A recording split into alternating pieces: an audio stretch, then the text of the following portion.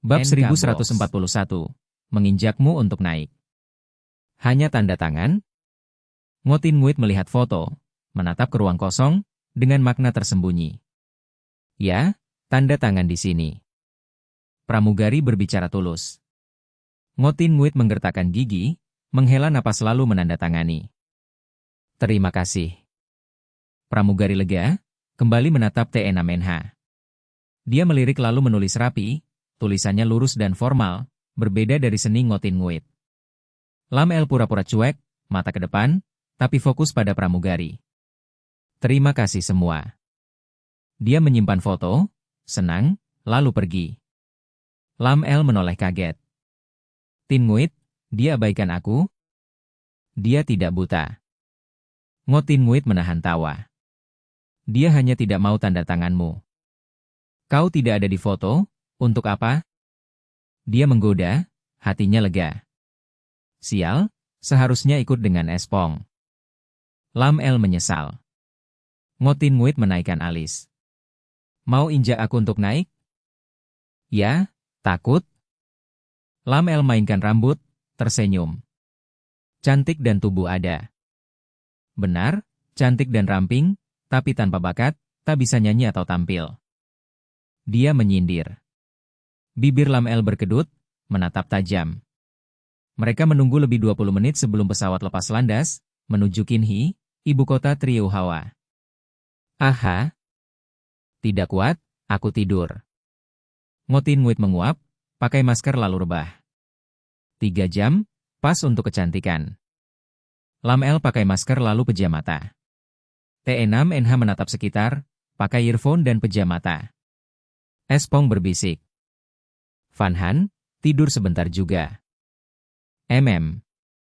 Dia lembut, atur kursi, mata menatapnya. Kenapa?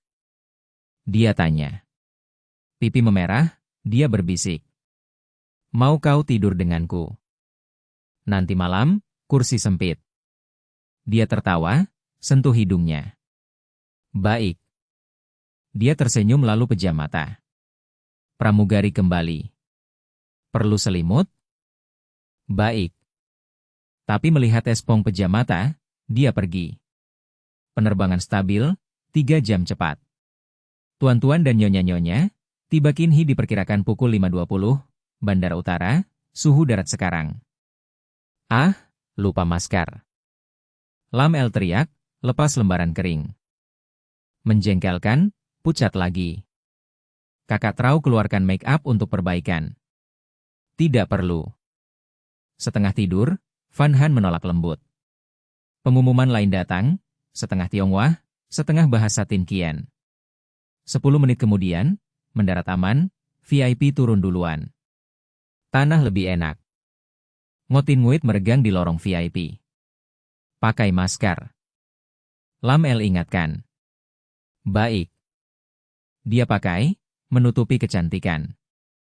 Van Han dan Espong juga. Lalu naik lift ke parkir, ini Kinhi, paparazi mungkin menunggu. Lam El jelaskan. Mengerti. Espong angguk. Kinhi bukan hanya ibu kota, juga pusat mode, ribuan perusahaan dan selebriti, paparazi di mana-mana. Setelah 10 menit, mereka turun ke parkir, naik van. Sopir, orang T6NH, jalankan mobil. Kerja rahasia bagus. Dia puji. Dia jawab singkat. Ngotin Nguit berkata. Tentu, kita makan malam, kau tidak lapar? Masih kenyang? Van Han berbisik, usai makan siang. Tapi nanti lapar. Lam El tambah. Dari sini ke, keluarga K, lebih 2 jam. Lama sekali. Dia klik lidah. Lam El menghela napas. Biasanya tidak, tapi jam sibuk macet, apalagi dekat, keluarga K. Kereta bawah tanah lebih cepat? Tanya. Tidak, mustahil. Dia geleng. Dengan popularitas, kereta bisa sebabkan injak-injak. Sepertinya benar. Van Han ingat fans gila. Bab 1142, Keluarga Ji.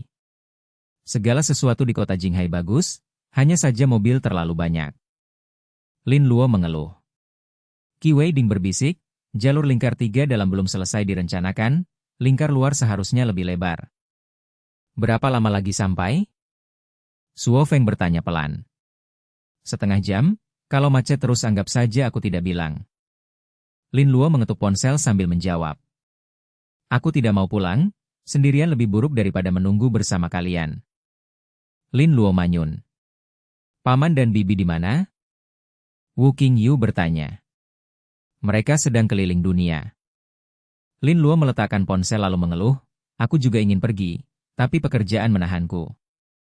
Sudahlah, tidak perlu bertengkar dengan uang. Lin Luo tertawa kikuk lalu tegas berkata, selain itu tanpa aku kariermu akan kacau. Wu Qingyu menenangkan, jangan khawatir, tidak akan. Aku sama sekali tidak tenang.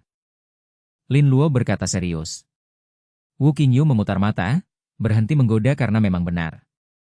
Dia cepat bertanya, oh ya, sudah pesan hotel? Tidak apa, rumahmu banyak kamar kosong, semua bisa tidur terpisah. Wu Qingyu berkata santai. Yun Han berbisik, ini, sepertinya tidak baik, kalau paparazi memotret kita bisa jadi berita utama. Yun Han, kita sudah tidur bersama banyak hari di Pulau Xuanyu, kenapa takut sekarang?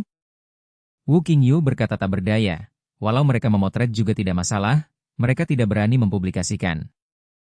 Paparazi tidak bisa masuk, tenang saja. Qi Weiding berkata dingin, kompleksnya tidak sederhana. Baiklah, maka aku merepotkan satu malam. Yun Han menatap Suo Feng, dia mengangguk. Qi Weiding juga mengangguk tanpa bicara. Mungkin karena aura keberuntungan Suo Feng, setengah jam kemudian mobil berhenti di parkiran keluarga Ji. Kakak Niu turun, membawa mereka langsung ke aula lantai 1. Keluarga Ji, salah satu dari 10 restoran terbaik Jinghai, terkenal dengan bebek panggang Ji, dianggap nomor 1. Resepsionis menyapa sopan. Halo, ada reservasi? Ada. Lin Luo menyebut nomor dan marga. Silakan lewat sini ke lantai 3. Resepsionis melirik Suo Feng dan Wu Qingyu, merasa mereka familiar. Wah, bukankah itu bintang Wu Qingyu? Saat hendak naik, 3 orang masuk, 2 pria 1 wanita, berpakaian mewah. Yang bicara adalah wanita, sekitar 25, rambut hitam panjang acak di punggung. Tubuhnya bagus, tapi wajah sombongnya membuat orang jengkel. Siapa kamu? Wu Qingyu menoleh, tidak mengenalnya. Kamu tidak kenal aku? Wajah bangga Huang Xiao kaku. Wu Qingyu menjawab, kenapa aku harus kenal kamu? Huang Xiao menahan sombong lalu memperkenalkan, aku Huang Xiao, ingat? Kalau tidak ingat tidak apa, tapi bagaimana berani memanggilku tidak masuk akal? Huang Xiao marah. Kalau begitu bilang, kenapa aku harus kenal kamu? Wu Qingyu bertanya sabar, karena yang bisa datang ke keluarga Ji pasti punya latar. 2 tahun lalu, di pesta keluarga Hu, aku dimarahi kamu. Wu Qingyu mengernyit, mencoba mengingat. Lin Luo tiba-tiba ingat, benar, ada yang menuang anggur merah ke tubuhmu, kamu memarahinya, sepertinya dia. Ya, tapi kenapa dia menuang anggur padaku? Wu Qingyu heran. Qi Weiding berbisik, waktu itu Zhang Ji terus menggodamu, dan dia tunangannya. Jadi itu bukan salahku? Wu Qingyu mengerti. Lin Luo mengangguk, tentu saja bukan. Kalau begitu kenapa sombong? Wu Qingyu melirik Huang Xiao. Bukan salahmu? Karena kamu Zhang Ji tidak menikahiku. Huang Xiao berteriak. Itu berarti kamu kurang pesona. Wu Qingyu menjawab dingin. Huang Xiao ingin bicara lagi tapi pria di samping menarik tangannya. Kak Cui, kenapa hentikan aku? Dia protes. Suo Feng diam, wanita ini cepat berubah wajah. Jangan peduli wanita seperti itu, tidak ada artinya. Cui Rong tertawa. Wanita seperti itu? Wu Qingyu berkedut. Lalu pria lain bicara, ini restoran keluarga Ji, kalian tidak diterima, silakan keluar. Dia Ji Shubing, tuan muda kedua keluarga Ji, 24 tahun, terkenal playboy. Kamu yakin? Qi Weiding berbicara dingin, Matanya membeku menatapnya. Tentu yakin. Ji Shubing gemetar. Menatapnya, merasa familiar tapi tidak ingat. Orang lain akan mengira restoran Ji ini milikmu. Lin Luo melotot Huang Xiao, hampir menamparnya. Diam, siapa kamu berani bicara? Ji Shubing berteriak. Restoran Ji bukan urusanmu. Bab 1143, kelas pertama dan di luar peringkat. Pukul. TE6 Ding sedikit mengangkat dagunya. Sop Hong dan Van Han tertegun. Apa ini? Ya. Paman Hui meluruskan punggung dan melangkah menuju Kaye Subing. Apakah ini akan jadi perkelahian? Tai Dung mengerutkan kening, diam-diam bergeser ke samping. Nyonya muda bukan untuk kau hina. Paman Teh baru sampai ketika Kaye Subing menendangnya, menghancurkan vas porselen tinggi. Boom! Kaye Subing memutar mata dan pingsan. Pergi. Suara dingin TE6 Ding terdengar.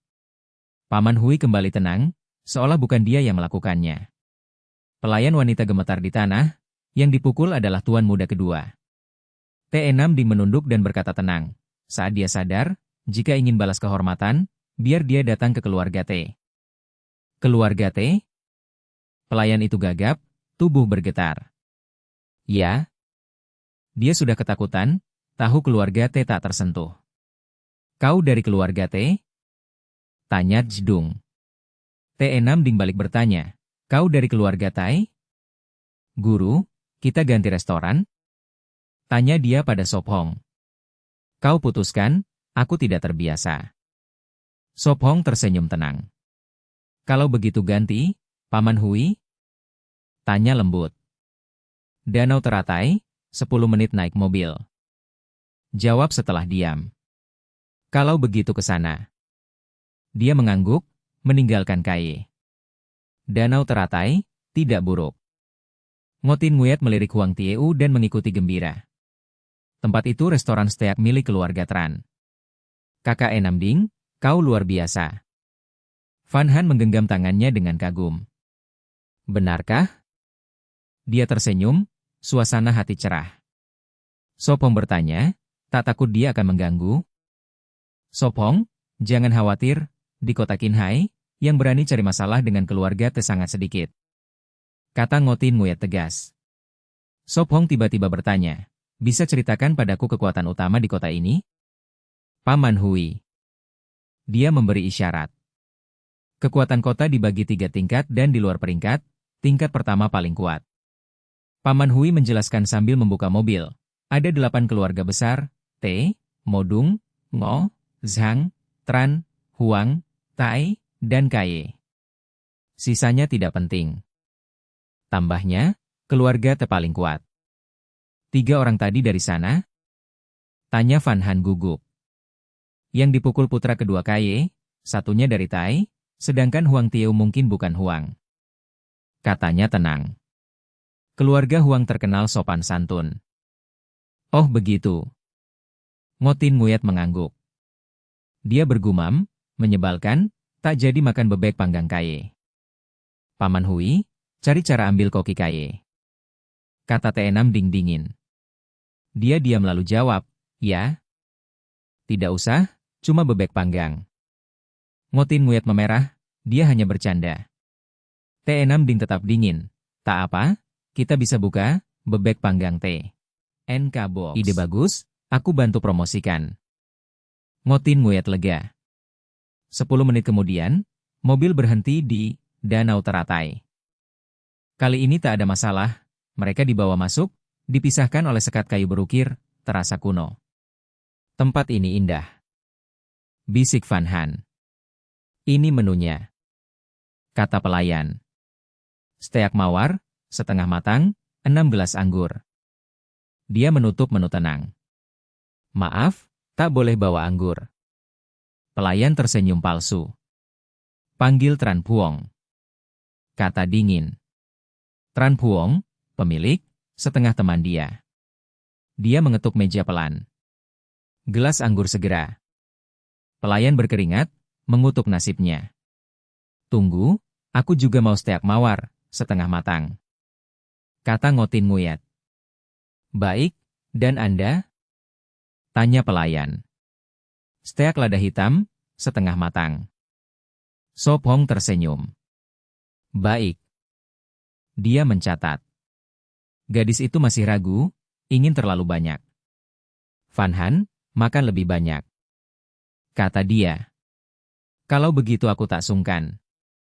Van Han menunjuk, yang ini dan ini, semua matang sedang. Pelayan melongo, kaget. Bab 1144, satu tegukan kesal. Tidak masalah. Pelayan memaksakan senyum. Benar, jangan sajikan semua sekaligus, bawakan satu hidangan setiap 10 menit. Sop Hong berpesan. Baik. Pelayan tersenyum lagi, lalu pergi. Tidak lama kemudian, makanan dan 6 gelas tinggi dihidangkan. Perlu saya tuangkan anggur? Pelayan bertanya sopan. Pergi. Te Nam Din menjawab, segera meminta Paman Hui membawa Bai Weige. Boom. Anggur apa ini? Pelayan bergumam, meraih botol merah. Tunggu, kau tahu cara membuka anggur ini? Paman Hui mengerutkan kening. Pelayan terkejut, biasanya. Minggir, aku akan melayani meja ini. Suara perempuan dingin terdengar di belakang. Ya. Pelayan lega, itu Tran Puong, pemilik kolam teratai. Tran Puong, 26 tahun, tinggi 1,70 m, proporsional, wajah halus, makin cantik saat dilihat lama. Enam Din, tak kusangka kau mengeluarkan Bai Weige, sungguh mengejutkan. Dia memeriksa botol, asli. Te Nam Din bertanya, mau minum? Kalau begitu aku tidak sopan lagi. Tran Puong tersenyum, melambaikan tangan, Acin, bawa 1 gelas lagi. Ya. Pelayan bernama Acin menjawab cepat, hati gemetar, benarkah itu Bai Weige? Perkenalkan, aku Tran Puong, pemilik kolam. Dia mengulurkan tangan ke Sop Hong. Aku kenal kau, aku setengah penggemarmu. Dia tersenyum. Sop Hong mengerutkan alis, dia mendengar. Aku akan menonton langsung. Dia menatap gadis itu. Halo, Van Han. Halo. Van Han tersenyum. Tidak masalah, aku bantu gratis. Tran Puong dermawan, anggap saja berteman. Dalam hati tertawa, 1 teguk sudah cukup. Buka anggur. Te Nam Din menoleh. Baik, Raja Teba. Dia mengambil pembuka. Mulut Te Nam Din berkedut. Raja Teba? Sop Hong penasaran. Tidak ada. Te Nam Din menjawab. Raja Teba artinya. Tran Puong mulai, tapi melihat tatapannya dingin, dia berhenti. Dia batuk, fokus membuka, bersihkan lilin, panaskan leher botol, lalu dinginkan dalam es. Membuka anggur serumit ini? Van Han bertanya. Anggur biasa tidak, cukup buka dan biarkan bernapas. Tran Puong menjelaskan, tapi Bai Weige perlu ini agar rasa puncak.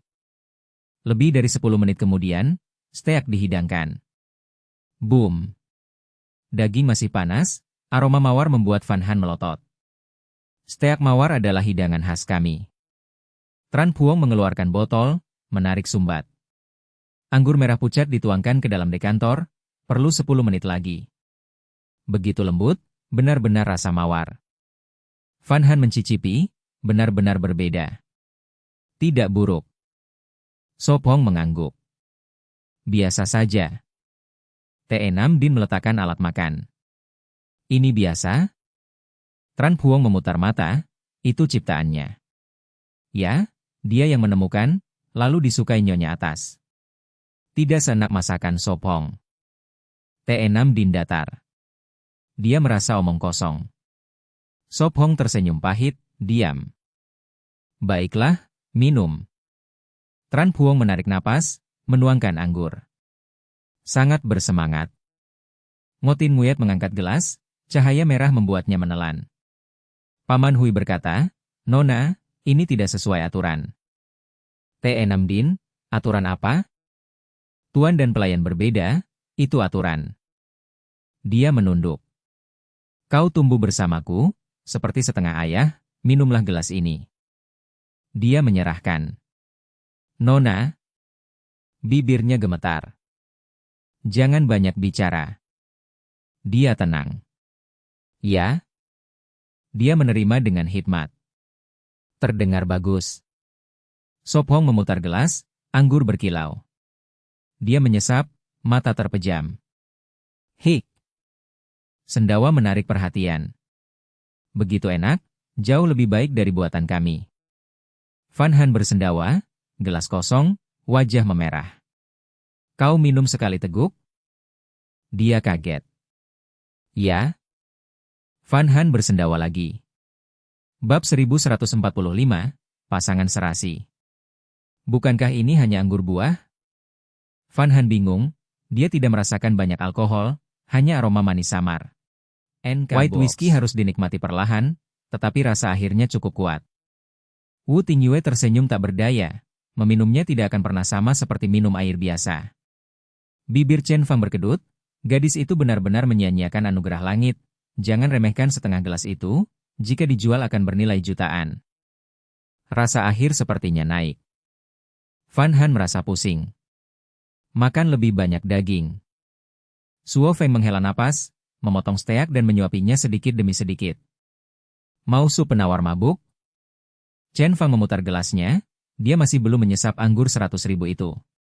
Suo Feng menolak pelan, tidak perlu, cukup makan lebih banyak daging untuk mengisi perut. Chen Fang tidak berpikir banyak, menyesap white whiskey, memejamkan mata menikmatinya, cairan merah pucat itu meluncur ke tenggorokan, pertama manis, lalu aroma anggur, akhirnya sisa rasa jeruk tak berujung. Satu teguk bernilai jutaan. Lin Lu menelan ludah, ingin sekali menjual gelas itu demi jutaan. Tidak enak? Wu Tingyue mengecap bibir, menoleh bertanya. Enak. Lin Lu tegang, cepat bergeser ke samping, takut gelasnya direbut. Wu Tingyue menyesal, lalu menunduk makan steaknya. Tai Weiting meletakkan gelasnya dan bergumam, lumayan. Hanya lumayan? Chen Fang memutar mata, segala keanggunan hilang. Ya. Tai Weiting menjawab dingin. Chen Fang diam, melempar tatapan meremehkan padanya. Azheng membawa steak kedua untuk gadis itu, sambil membersihkan piringnya. Suo Feng, mau coba? Van Han memerah. Dia perlahan meneguk habis, dalam hati berpikir setelah kilang anggur selesai, sebaiknya membuat jenis anggur apa? Dia ingat beberapa resep yang tampaknya lebih baik daripada white whiskey. Aku kenyang dan agak mabuk. Wu Tingyue meletakkan piring, pipinya memerah seakan dilukis. Untung hari ini kita datang. Chen Fang menghela napas, dia mencintai anggur, tapi ini pertama kalinya mencicipi white whiskey, merasa mati pun tak menyesal. Dia pergi dan segera kembali, menyerahkan kartu hitam, ini kartu hitam Lotus Pond, mulai sekarang semua setengah harga. Menerima itu canggung. Suo Feng menolak. Chen Fang mengangkat alis, memasukkan kartu ke sakunya dan tertawa. Anggap saja persahabatan, lagi pula aku baru saja minum satu teguk bernilai jutaan. Kalau begitu aku terima. Wu Tingyue memerah menerima kartu. Tentu saja, kalian semua adalah temanku. Chen Fang melambaikan tangan, lalu pergi. Van Han mengembungkan pipi, ada apa dengannya? Mabuk. Suo Feng berbisik, menatap punggungnya menghilang. Kapasitas minumnya bahkan lebih buruk dariku. Van Han bergumam lalu kembali ke steaknya. Tai Weiting mengatupkan bibir lalu mengangguk, teringat pertama kali bertemu Chen Fang juga karena anggur, lalu entah bagaimana jadi teman, meski samar. Memang. Wu Tingyue tersenyum getir. Setengah jam kemudian, mereka meninggalkan Lotus Pond dengan perut kenyang dan agak mabuk, karena Paman Hui juga minum mereka harus memanggil sopir. Taman 7. Wu Tingyue melapor. Taman 7? Yang di jalan lingkar kedua? Sopir terkejut. Tentu saja, uang saja tidak menjamin bisa membeli villa di sana. Lin Lu balik bertanya, apa? Ada taman 7 lain di Jinghai? Mengerti. Sopir segera serius, mata menatap lurus ke depan. Anggur ini benar-benar punya rasa akhir kuat. Wu Tingyue mengikat rambut, merasa panas di seluruh tubuh. Aku juga agak pusing, kata Lin Lu, untungnya belum terlalu mabuk. Dia berbisik, Wei-ting, bagaimana perasaanmu? Baik. Tai Wei-ting menjawab pelan, kelopak matanya berat. Dan kau, Suo Feng? Lin Lu menatapnya. Aku baik-baik saja. Suo Feng tersenyum, mabuk dan pusing? Mustahil, bahkan satu botol white whiskey penuh pun tidak akan memabukkannya. Suo Feng menatap gadis yang tertidur di pangkuannya, tersenyum pahit namun penuh kasih. Setengah jam kemudian, Tai Wei-ting menurunkan jendela untuk memastikan mobil masuk ke Taman 7 dan berhenti di depan villa 3 lantai di tepi danau. Mobil pergi di bawah pengawasan keamanan. Klik. Pintu villa terbuka, pengasuh menyambut mereka. Nona, apakah mabuk? Bibi Zhang bertanya cemas. Jangan khawatir, aku tahu cara menjaganya. Bibi Zhang mengangguk, menuntun Tai Wei-ting masuk. Paman Hui menatap sebentar sebelum pergi. Bibi Zhang, aku mau es krim. Wu Tingyue bergumam, terjatuh di sofa, dia memang pelanggan tetap di sini. Aku ambilkan. Lin Lu bangkit, berjalan goyah ke dapur. Bibi Zhang selalu cerewet. Lin Lu tertawa. Duduklah dulu, aku akan buat sup penawar. Bibi Zhang berkata, tak henti melirik Suo Feng. Dalam ingatannya ini pertama kalinya Nona membawa teman pria pulang. Bahkan lebih tampan dari yang kukira, cocok dengan Nona. Itu kesimpulan terakhir Bibi Zhang. Bab 1146, angkat tinggi-tinggi. Baru sekarang ia sempat mengamati rumah TE Namdin. Masuk adalah ruang tamu, dekorasi gaya mewah ringan, tidak banyak warna rumit, baik furnitur lembut maupun keras semuanya selaras abu-abu, sederhana namun elegan. Es krim datang. Lam Lo mengeluarkan es krim. Dinginkan sedikit. Ngotin Nguyat membuka bungkus, menggigit lebih dari setengah batang. Makan es krim sekarang, nanti minum sup penangkal mabuk, dingin panas berganti, hati-hati diare. Sop Hong berbisik. Aku tidak minum sup penangkal, setelah es krim tidur saja, aku mengantuk. Ngotin Nguyat berbisik. Pengurus keluar dari dapur, berkata ramah, sup sedang dimasak, aku siapkan kamar tamu. Ya. TE Namdin menjawab, lalu termenung, mata menatap Sop Hong. Kenapa? Ia bertanya, melambaikan tangan. Ia tidak menjawab, masih menatap, tak seorang pun tahu apa yang dipikirkan. Baiklah, aku lihat sup. Sop Hong membaringkan gadis itu, lalu masuk dapur, menghindari tatapan TE Namdin. Saat ia kembali, Lam Lo dan Ngotin Nguyat sudah naik, hanya TE Namdin masih duduk. Kamar sudah siap, nanti minum sup lalu tidur. Pengurus turun. Baik. Ia menjawab. Tak lama pengurus membawa sup, baru saat itu TE Namdin sadar, memegang mangkuk porselen, menyesap perlahan. Van Han, bangun, minum sup lalu tidur lagi.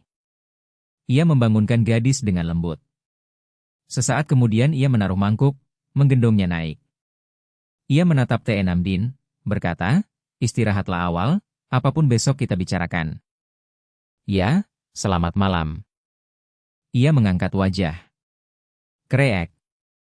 Ia membuka pintu, meletakkan gadis di ranjang besar empuk, berbalik untuk mandi. Sop Hong? Suara Van Han terdengar. Aku di sini, kenapa? Ia cepat menoleh. Wajah cantiknya memerah, ia mengangkat tangan, mata sayu, lembut berkata, mau cium, mau peluk, mau angkat tinggi-tinggi. Ia tertegun, lalu tersenyum penuh kasih, membungkuk memeluk, mencium, mengangkat tinggi-tinggi. Setelah menidurkannya, fajar tiba. Tandai. Perintah bergema di benaknya. Masih agak tidak terbiasa. Ia tersenyum pahit, masuk kamar mandi. Pagi hari berikutnya. Aha. Ia membuka mata, gadis masih tidur di samping. Babi kecil malas. Ia mencolek pipinya, ia berbalik, menyembunyikan wajah di bantal. Ia bangun, mencuci muka dengan sikat dan handuk yang disiapkan, mengikat rambut, mengambil ponsel turun. Tuan So, bangun pagi sekali. Pengurus keluar, masih mengantuk. Selamat pagi. Ia tersenyum. Ia tertawa, aku cuci muka, siapkan sarapan, segera bisa makan. Biar aku yang masak. Ia berkata masuk dapur. Ah, tidak bisa, kau tamu. Ia buru-buru mengikuti. Tenang, aku sudah terbiasa. Ia tersenyum, mendorongnya lembut, membuka kulkas, puas melihat bahan. Ia melihat dari pintu, yakin dapur tidak akan meledak. Pengurus, sarapan hari ini mewah sekali. Ngotin Nguyet kagum. Ah, Sopong masak. Mata indahnya bersinar, cepat menarik kursi, mengambil sumpit, menggigit bakpao besar, setengah langsung habis. Kuah menetes, rasa daging pekat menaklukkan lidah. Enak. Ia bergumam. Makan pelan. Ia melepas celemek, keluar. Ia minum susu, tumpah setengah, menelan, lalu bertanya, kau bangun pagi, tidak lelah? Tidak mengantuk. Ia menggeleng. Pagi. Lamlo dan gadis turun, di belakang T6 Din sudah rapi. Sopong masak. Ia mengernyit, melihat pengurus. Nona, aku. Pengurus tersenyum pahit. Pagi-pagi mengernyit kenapa? Ia mengetuk kepalanya, tertawa, menghentikanku percuma. Ia melotot, tak percaya ia berani menyentuh nona kecil. Mau mati? Wajahnya seperti lihat hantu. Kenapa ia baik-baik saja? Pengurus, duduk makan bersama. Ngotin Nguyet memanggil. Ia menggeleng, tidak bisa. Duduk. Suara T6 Din tenang. Ya, Nona. Dengan terpaksa ia duduk agak jauh. Wah, enak sekali. Lamlo menggigit setengah bakpao, mata berbinar. Benarkah enak sekali? Pengurus ragu, mengambil bakpao. Ia membelah, isi daging dengan jamur, seledri dan bengkoang, tampak biasa. Bagaimana bisa begitu enak? Bab 1147, menginap. T6NH membawa mereka ke villa, menunjuk sambil berkata, ini tempatnya, tata letaknya seperti rumahku. Ah, maka aku akan jadi tetangga kakak N6NH? Mata Van Han membesar, sedikit bersemangat. Ya. Dia mengangguk, matanya berkilau. Lamel membuka pintu depan, tersenyum, masuklah lihat. Dia membuka kamar dan berkata, di dalam sudah direnovasi, bisa langsung pindah atau ubah sesuai keinginan. Mereka masuk, villa meski sederhana jelas mahal, perabot mahal. Bagus, tak perlu hias lagi. Mata Van Han bersinar, dia berlari ke dapur, lalu kamar mandi dan tidur, semuanya memuaskan. Bagaimana? Dia bertanya pelan. Bagus, aku puas. Espong melihat semua, sudah putuskan. Setelah senang, Van Han cemas soal uang. Espong, kau sungguh beli? Dia mengusap kepalanya, tak jawab, tapi tersenyum ke N6NH, gesek kartu. Paman Hui. Dia memberi isyarat. Dia bayar cepat, dalam menit ponsel terima konfirmasi, ban telepon, kurang 5 menit 80 juta habis. Mulai kini ini rumah kita. Dia mencubit pipi gadis, hati lega. Simpan baik dokumen. Dia ingatkan. Ya. Van Han mengangguk. Dia tanya, makan siang apa? Aku masak. Apa saja, semua enak. Ngotin Nguyet jawab. Baik, mari beli makanan dan barang. Dia pegang tangan gadis, keluar. Ngotin Nguyet melambaikan tangan, duduk, pergilah, aku tak bisa, kalau dikenali repot. Aku antar. Lamel ambil kunci ikut. 3 orang pergi ke toko. Dia melihat, lalu perintah, Paman Hui, biar Madam TRNG bantu bersih. Ya. Dia pergi. Ngotin Nguyet mendesah, bagus, aku juga ingin rumah di sini. Benar? Dia lihat. Bohong, buat apa banyak rumah, dengan kalian aku tinggal, tak akan usir, kan? Dia tertawa. Ya, kau bisa pindah juga. Dia berkata serius. Segera Madam TRNG kembali dengan Paman Hui, membawa alat bersih. NK siap. Nona. Sapa. Dia angguk, mulai, bersihkan semua. Paman Hui, panggil lebih banyak. Katanya. Dia telepon, Madam lega, mulai. Aku tidur sebentar, saat mereka kembali bangunkan. Ngotin Nguit berbaring, kenyang dan mengantuk. Dia main ponsel, jawab. 2 jam kemudian, mereka kembali, parkir di basement 2, naik lift ke ruang tamu lantai 1. Lam El menjelaskan, villa ini 5 lantai, 2 bawah tanah dan 3 atas, dengan lift.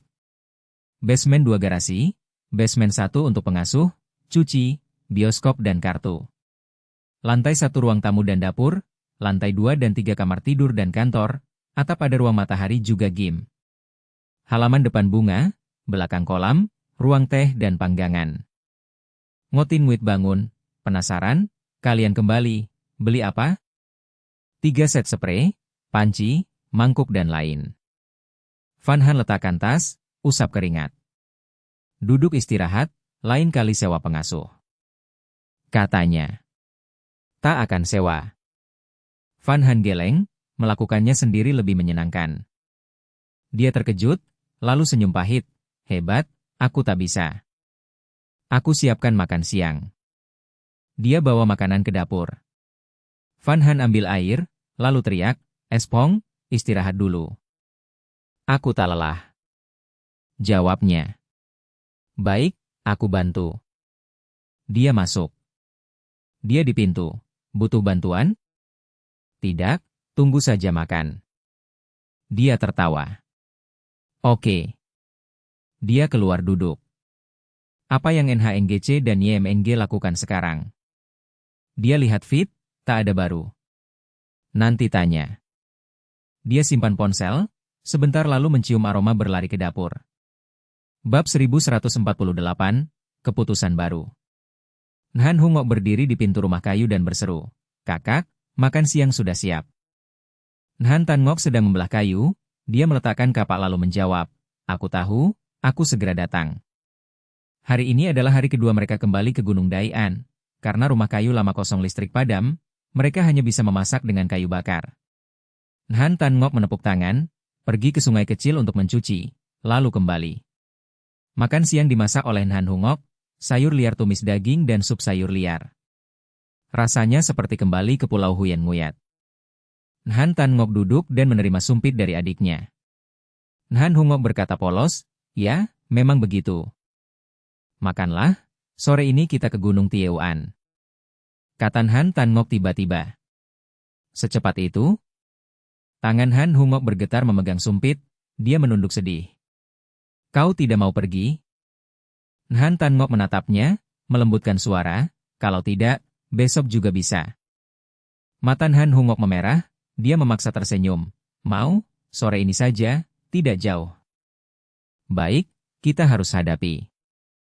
Nhan Tan Ngok membelai kepala adiknya. Ya.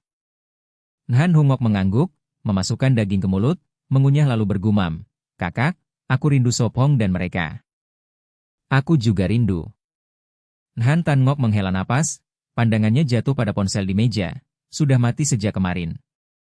Seandainya tahu listrik padam, pasti bawa 2 powerbank. Nhan Hungok menggigit sumpit, ponselnya juga mati. Nhan Tan Ngok menaruh daging di mangkuk adiknya. Besok kita ke kota, cari dokter baik untuk operasi dulu. Nhan Hungok berhenti mengunyah, setelah hening dia berbisik. Kakak, aku sudah pikir, operasi atau tidak penting, sekarang juga baik. Hungok. Nhan Tan Ngok tertegun. Luka bekas sudah memudar, rambut menutupinya, jangan buang uang. Kata Nhan Hungok tegas. Nhan Tan Ngok menggeleng, suara tegas, tidak, demi kebahagiaanmu nanti, harus dilakukan. Nhan Hungok ragu, tapi mahal, hampir 100.000. Kita punya uang, 33 juta yuan, tenanglah. Kata Nhan Tan Ngok penuh keyakinan. 30 juta dari hadiah juara 2, 3 juta dari hadiah penonton. Nhan Tan Ngok membujuk, kau ingin belajar tari, setelah operasi bisa. Dia tersenyum pahit, tunggu sampai selesai, jangan berharap terlalu banyak. Sop Hong tidak akan menipu kita, Kau tahu. Han Hungok membantah. Benar juga. Han Tan Ngok terkejut, lalu mengangguk, dia tak pernah ragu pada Sop Hong. Cukup bicara, makan, sore kita ke Gunung Tieuan. Han Hungok mengganti topik. 3 tahun lalu, kebakaran membakar gundul gunung, hampir 2 tahun baru pulih, hijau kembali menutupi. Pukul 3 sore, mereka naik ke puncak Gunung Tieuan. Puncak dipenuhi rumput liar, hanya ada sebuah batu nisan berdiri sendiri. Sudah sampai. Han Hungok terengah, di depan nisan, hurufnya sudah pudar. Ayah, aku datang dengan Hungok menjengukmu. Han Tan Ngok meletakkan keranjang berisi buah dan kue. Dia mengambil kapak, membersihkan rumput dan sulur. Setelah 20 menit, area 2 meter sudah bersih. Han Tan Ngok menaruh dupa dan buah, mengambil korek untuk menyalakan. Kakak, jangan nyalakan api. Suara Han Hungok gemetar. Aku tahu. Han Tan Ngok mengangguk, menyimpan korek, hanya menaruh dupa tanpa menyalakan. Ayah, aku sangat merindukanmu. Han Hungok menangis, menabur kertas ritual. Mereka berpelukan, menangis setengah jam baru berhenti, mata merah perih. Jangan menangis lagi, terlalu banyak merusak mata. Han Tan Ngok terisak, menghapus air mata adiknya. Kau juga, kata Han Hungok. Dia tiba-tiba teringat, buru-buru mengambil cat merah dan kuas, menebalkan huruf dengan hati-hati bersama kakaknya. Ayo pergi, kita harus kembali. Han Tan Ngok menyimpan kuas dan cat, berdiri goyah, membantu adiknya. Ayah, kami pergi, lain kali datang lagi. Han Hungok menyentuh nisan, menaruh kertas tersisa di atas, lalu turun bersama kakaknya. Box. Menjelang malam, mereka kembali ke rumah kayu Daian. Kakak, besok kita pergi? Tanya Han Hungok parau. Ya, malam ini istirahat. Lebih awal. Jawab Han Tan Ngok. Dari Daian ke Kota butuh setengah hari jalan gunung, lalu 2 jam becak motor, lalu bus ke rumah sakit. Aku penasaran apa yang Sop Hong lakukan sekarang. Han Tan Ngok menoleh ke barat, pikirannya sudah jauh. Matahari terbenam, meninggalkan awan merah, setengah jam kemudian gelap, hanya cahaya lemah berkelip di rumah kayu. Bab 1149, Paman Hui turun tangan. Cepat, beri aku mangkuk minyak, oleskan dulu pada cakar ayam. Ngotin Muit berseru. Ini. Lin Lu segera menyerahkan mangkuk minyak kristal. Makan malam hari ini adalah barbecue, merayakan kepindahan Espong, dengan bahan dibawa oleh TE6NH. Harum sekali, taburi ada semaka siap dimakan. Van Han memutar sate, mengoles saus cabai lalu taburi adas bubuk. Ini. Dia menyerahkan sate pada Espong. Espong, besok kita rekaman, jangan lupa. Ngotin Muit mengingatkan. Espong tersenyum mengangguk. Baik, aku tak akan lupa. Ngotin Muit menambahkan. Baiklah, malam ini aku menginap di rumahmu. Besok kita ke studio bersama. Semua baik. Espong mengangkat bahu. Ngotin Muit bertanya, kapan kau pergi ke Yemen GTRCH? Beritahu aku. Setelah selesai lagu, tidak buru-buru. Espong berpikir. Baik, kau harus beritahu. Ngotin Muit mendesak. Aduh, kau tidak punya banyak waktu luang untuk bermain. Lin Lu bergumam. Ngotin Muit menyipit. Jadwal penuh? Hampir. Lin Lu mendengus. Kau ingin membuatku mati lelah? Ngotin Muit meninggikan suara. Tidak separah itu, hanya beberapa lagu dan iklan. Lin Lu menciut. Apalagi? Ngotin Muit mendesak. 3 kontrak, 5 sampul. Lin Lu berbisik. Lin Lu batuk lalu tertawa. Juga latihan festival musim semi dan tamu konser akhir tahun LNG Pong. Kau benar-benar mau membuatku kelelahan. Ngotin Muit menegur. Mengapa menerima begitu banyak? Terlalu banyak. Ngotin Muit hampir gila. Lin Lu menenangkan, jangan khawatir, pemotretan dan kontrak tidak sulit. Aku akan mati lelah. Ngotin Muit memutar mata, hilang selera. Lin Lu lanjut, jika lancar, kau masih punya 4 atau 5 hari libur. Semoga, setelah setengah tahun ini aku ingin 2 bulan libur. Ngotin Nguyen menghela napas. Tidak bisa, setengah tahun tanpa karya, mudah kehilangan fans. Lin Lu berkata serius. Jangan bercanda, sebagai asistennya kau takkan dapat uang. Espong tertawa getir. Hei, kita sudah sepakat, jangan curang. Ngotin Nguyen berteriak. Espong tak berdaya, kata-kata itu hanya bercanda. Lin Lu berkata, 2 bulan libur mustahil, kecuali kau rilis album 2 kali setahun. Ya Tuhan, berhenti bicara, aku kehilangan selera makan. Ngotin Nguyen menutup mulutnya. Sibuk itu bagus, bisa dapat banyak uang. Van Han berbisik. Benar. Lin Lu mendukung. Ngotin Nguyen mencubit pipi gadis itu, sibuk sebulan 2 bulan tidak apa, tapi setengah tahun tanpa henti terlalu berat. Setengah tahun sibuk, dapat miliaran, layak. Lin Lu menegaskan. Ah, Kak Tin Nguyen setengah tahun dapat miliaran? Van Han terbelalak.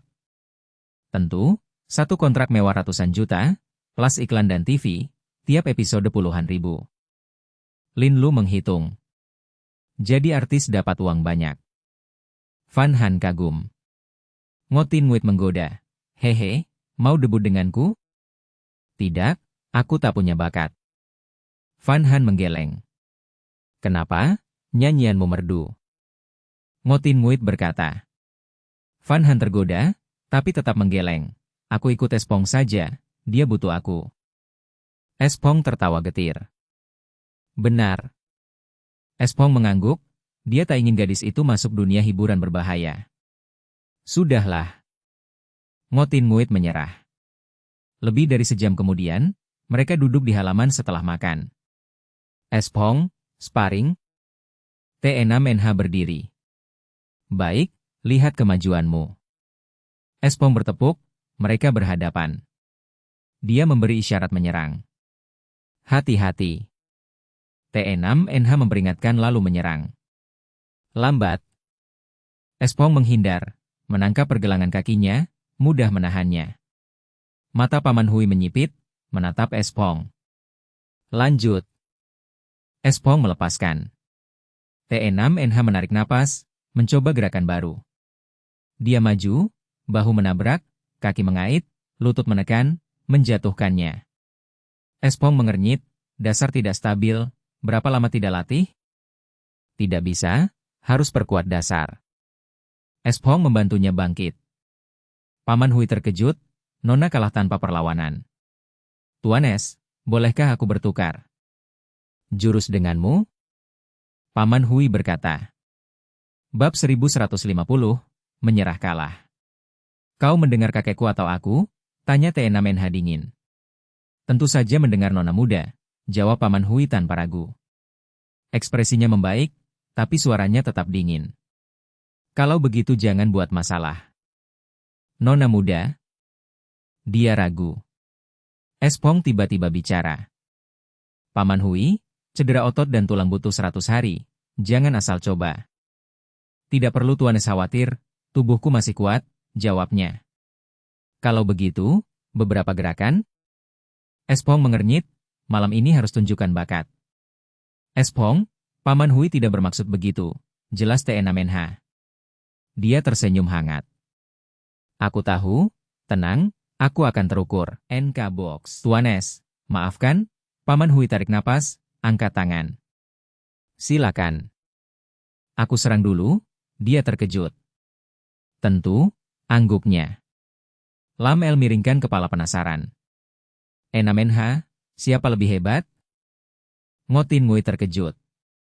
Ah, aku ingat kau bilang Paman Hui dulunya juara seni bela diri, dan tetap kalah pada Espong? Dulu Paman Hui juara nasional, banyak musuh, tapi kakek T6NH selamatkan hidupnya. Sejak itu dia setia pada keluarga T. Ayo, kata Espong, dorong kaki kanan, melesat, kaki kiri melompat, tangan kiri jadi pisau ke pelipis. Perlahan, bibirnya melengkung, kaki kanan mendarat lalu meledak lagi. Melompat, tangan jadi cakar, cengkeram pergelangan. Sekaligus dia berputar, bahu menabrak bahu, lalu dengan tenaga melemparnya. Bang! Untung tanah berumput, tubuh kuatnya tak cedera. Bibir T6NH terbuka, pikirannya mengulang gerakan, tak bisa hindar.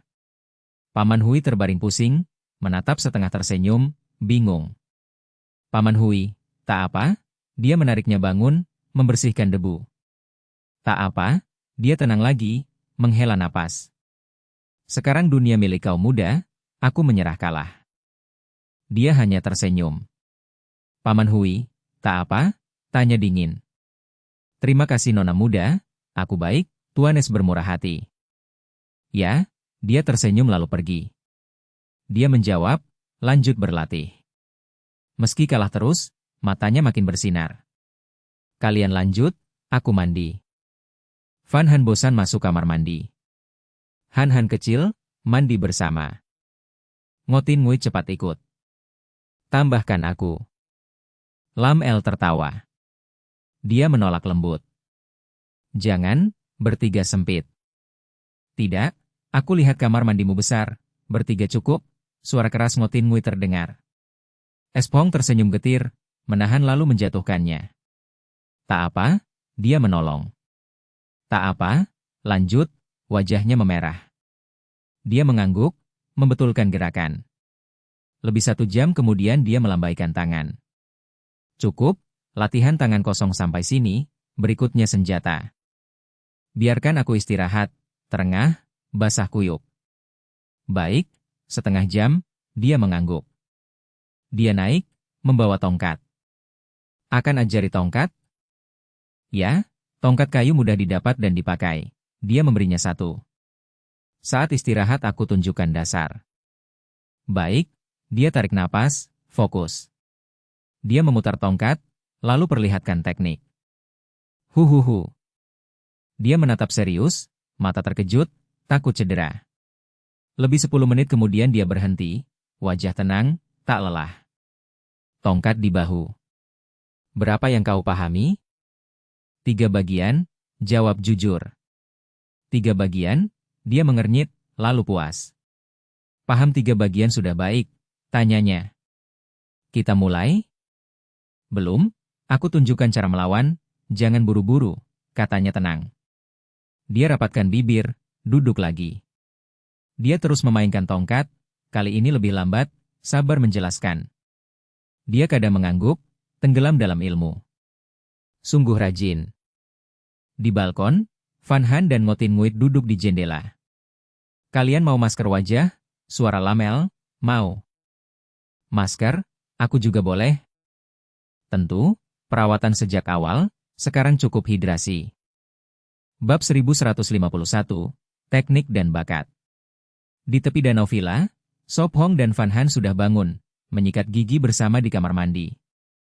Hari ini sarapan apa? Dari ruang tamu terdengar suara Ngotin Nguit, dia juga bangun lebih awal. Makan yang sederhana saja, kita harus ke studio rekaman.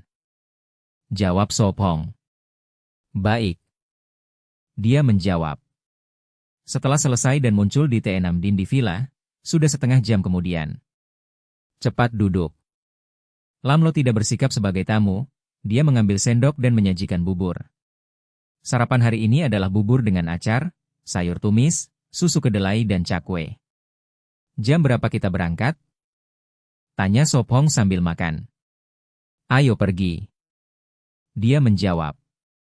Enam Din, kau juga mau ikut? Tanya Ngotin Nguit ketika T6 Din turun, berjalan agak aneh. T6 Din menggeleng dan berkata pelan, hari ini aku ingin kembali ke keluarga T. Oh begitu. Apa kau tidak enak badan? Tanya dia. T6 Din menjelaskan, kemarin aku berlatih terlalu keras, ototku sakit. Kau terlalu nekat. Kata Ngotin Nguit, memijat pundaknya. Mulut T6 Din berkedut, pijatan itu malah makin sakit. Setelah setengah jam, mereka naik mobil dan keluar dari taman nomor 7, langsung menuju studio. Lamlo menginjak rem di lampu merah dan bertanya, Sop Hong, kapan kau ikut ujian menyetir, kau juga harus beli mobil. Ah, kau belum belajar? Fan Han terkejut. Sop Hong tertawa bangga, belajar sendiri cukup, mengemudi tidak sulit.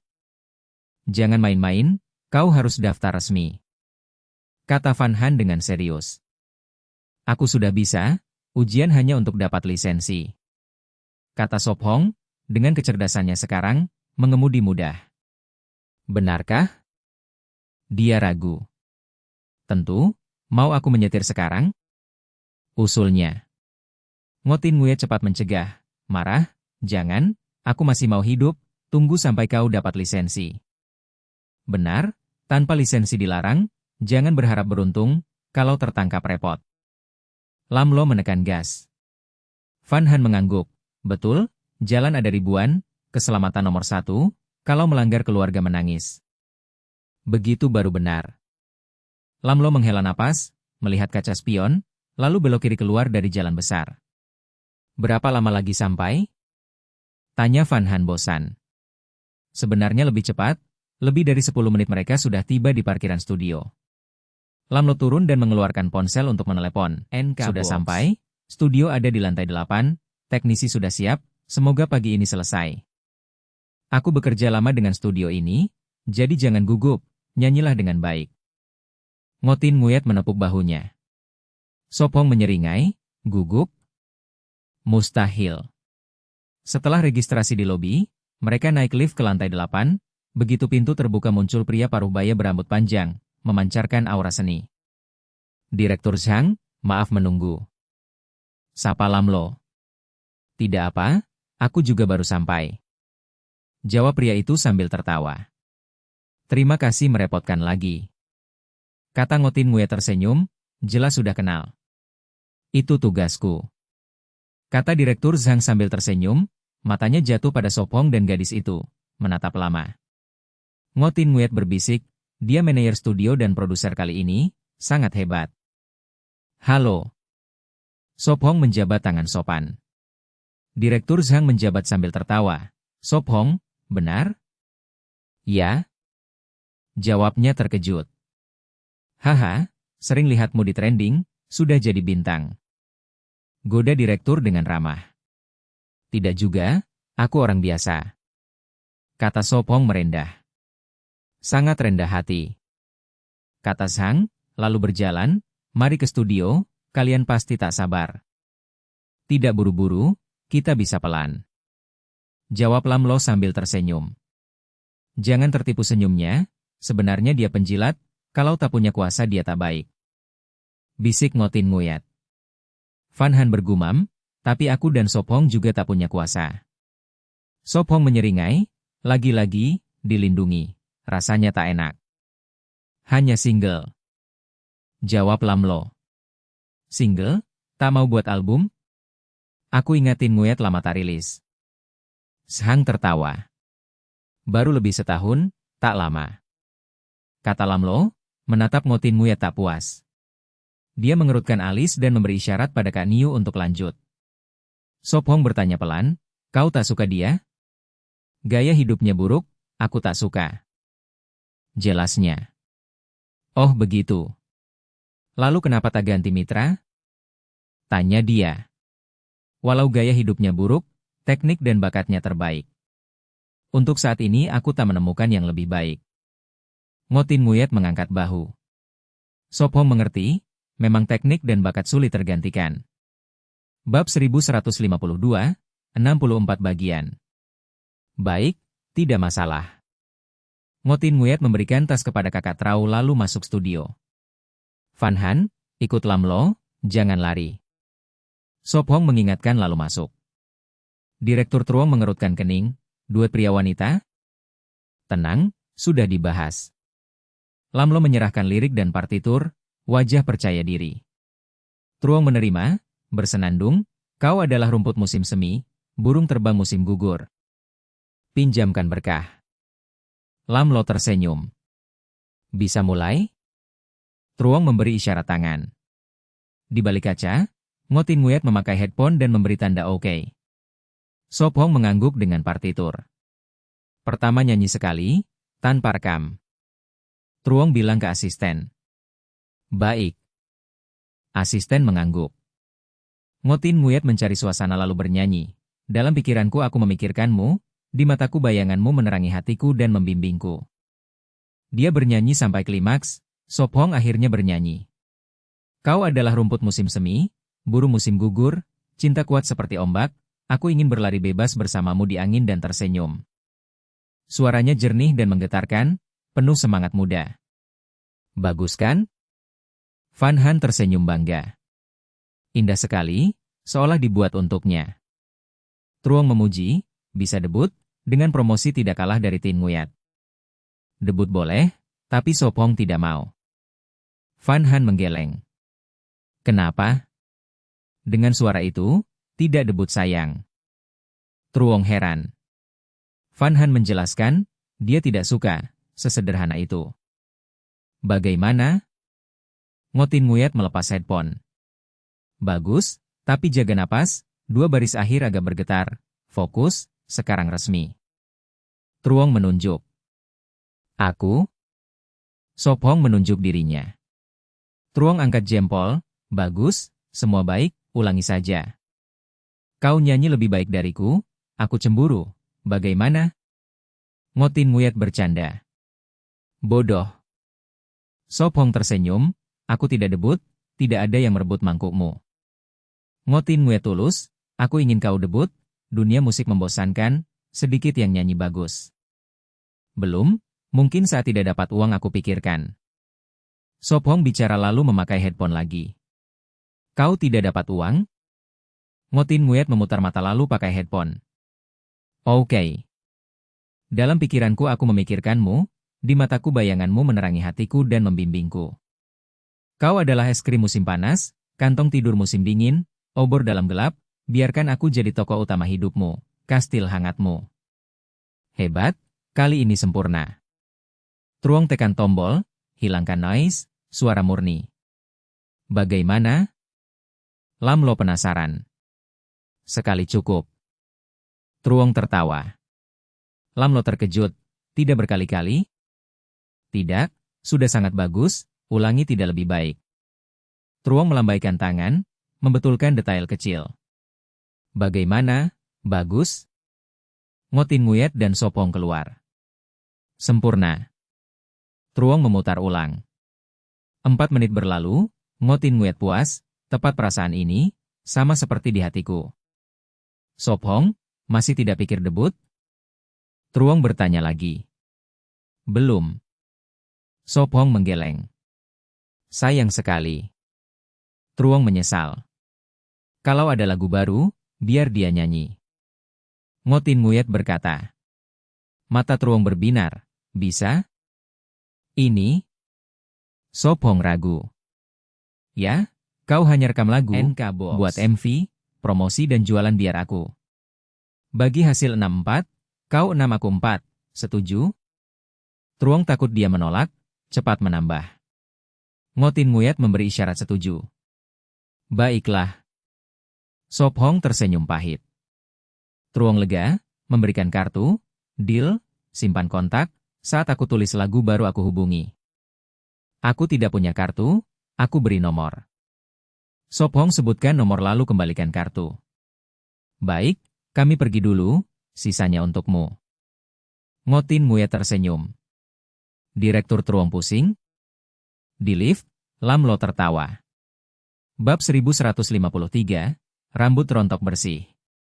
Tentu saja, jangan lupa, Sopong bekerja sama dengan sutradara Truong tanpa mengeluarkan uang, dia hanya bernyanyi, namun tetap dapat 6 bagian. Ngotin Nguyat berkata masam, dia merasa kalah dibanding Sopong. Van Han terkejut, berkedip, berbisik, mengapa aku merasa seperti menangkap serigala dengan tangan kosong? Bukankah begitu? Tangan kosong tangkap serigala. Ngotin Nguyat menggoda. Tidak begitu, Sophong masih harus bernyanyi, itu penting. Lamlo tertawa. Aku juga bernyanyi, tapi sutradara Truong tidak pernah bagi 6-4 denganku, selalu 3-7. Ngotin Nguyat manyun, menambah, dan aku 3, dia 7. Jangan banding, 3-4-7mu lebih tidak adil. Lamlo menahan tawa, menepuk bahunya.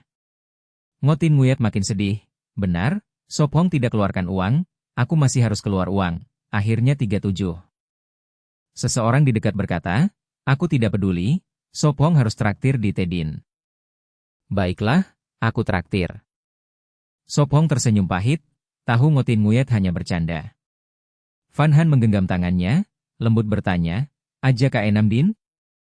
Ngo Tin Nguyen berkata, "Tanya saja, tapi kurasa tidak bisa, hari ini reuni keluarga T." "Kalau begitu aku tanya." Van Han mengeluarkan ponsel, membuka chat Enam Din, mengetik cepat. "Ding ding." Enam Din cepat membalas, "Seperti dugaan, sibuk seharian, besok baru kembali." "Kalau begitu kita makan, lain kali ajak dia." Sop Hong mengusap kepala gadis. Lam Lo duduk di kursi sopir, "Kalau begitu pergi ke Tedin." Jam 12:30, mereka berempat duduk di ruang pribadi Tedin. Pesan ini dan itu. Ngo Tin Nguyen memesan lancar.